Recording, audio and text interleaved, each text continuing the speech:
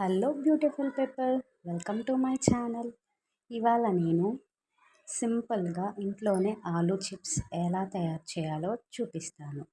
ఎండాకాలం వచ్చింది కాబట్టి వడియాలు కామన్, అందుకే నేను ఆలూ చిప్స్ పెట్టేశాను. సో మీతో షేర్ చేసుకుందాం.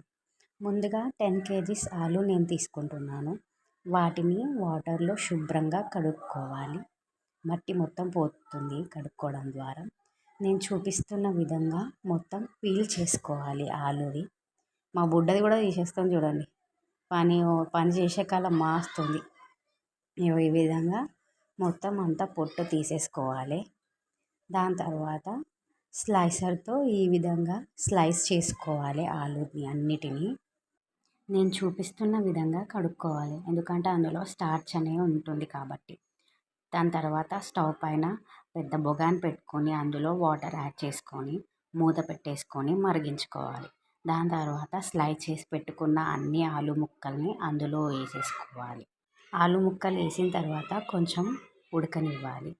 దాని తర్వాత పైన చూపిస్తున్న విధంగా టర్న్ చేస్తూ బాయిల్ చేసుకోవాలన్నమాట అన్ని ఆలు పీసెస్ని.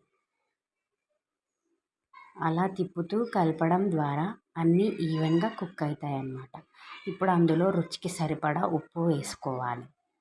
ఇగో నేను చూపిస్తున్నాను చూడండి, ఆలు అయితే ఉడికింది మొత్తం. ఇగో చీర ఆరేసుకొని నేను చూపిస్తున్న విధంగా ఒక్కొక్కటిగా ఆరబెట్టుకోవాలన్నమాట ఎండలో.